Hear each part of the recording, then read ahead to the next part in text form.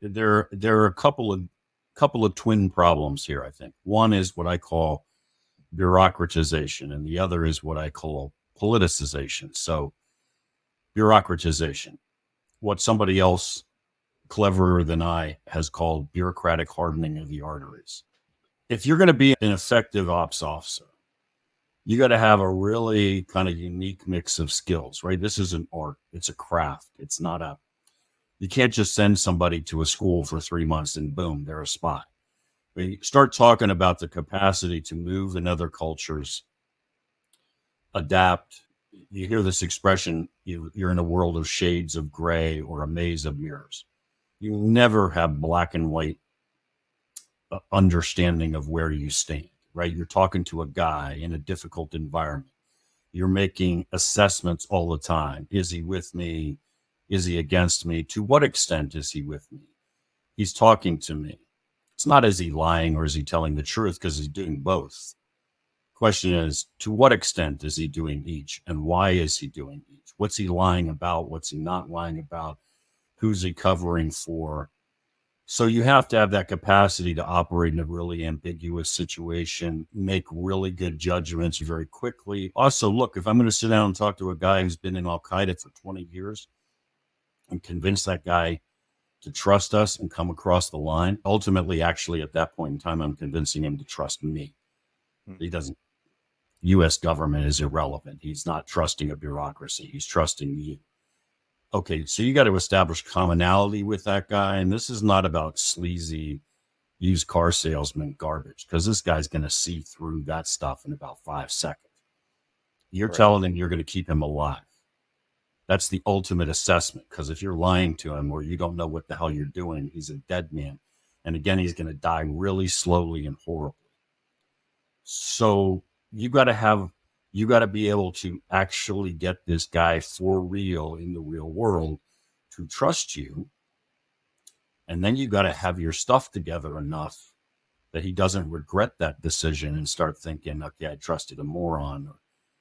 So you got this whole grab bag of skills. And then, so you have to recruit some very unique people.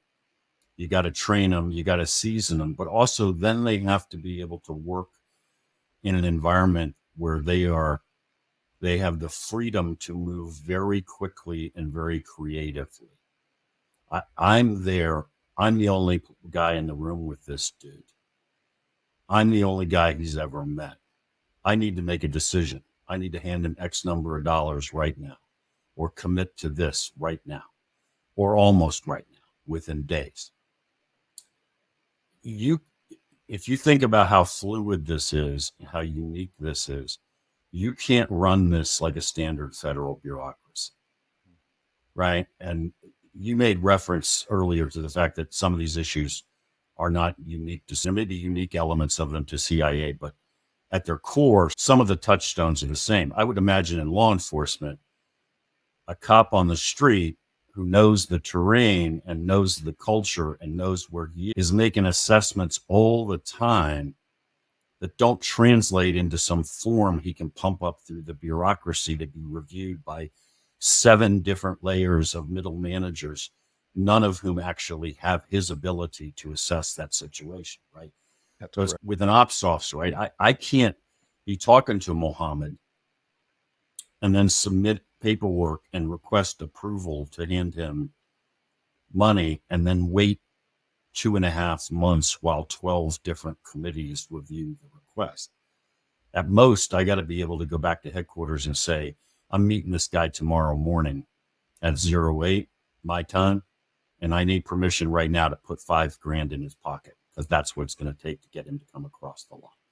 And I got to be working for a machine that moves that quickly and that flexibly. And also the nature of the people here, it's not just you can't run the bureaucracy that way. You can't recruit to the bureaucracy in a standard bureaucratic way. So if I want an ops officer, I don't want the guy who has a 4.0 average, who's never gotten less than 100% on every test, who does nothing but follow every instruction given him by all of his teachers all throughout high school and college. I don't want a dummy. But I'd rather have a guy with a 3.6 average who screws off every once in a while. Rather have a guy who's took the summer off to go backpacking in Europe, or cut class to go hang out with his girlfriend at the beach, or is the guy who's a little uncomfortable coloring inside the lines, not so much that he won't follow any rules, not a guy who has become a criminal, but maybe a guy who knows how criminals think, right? A guy he won't go steal the crown jewels for his own benefit because he's not a criminal. But if you gave him the challenge of stealing the crown jewels, he would find that to be fun and he would actually pull it off. Like, if you tell him it's impossible, he thinks of that as a challenge. You start reducing this to standard bureaucratic federal stuff. What's your grade point average? What languages do you currently speak? And pretty soon you got a bunch of guys who are great bureaucrats,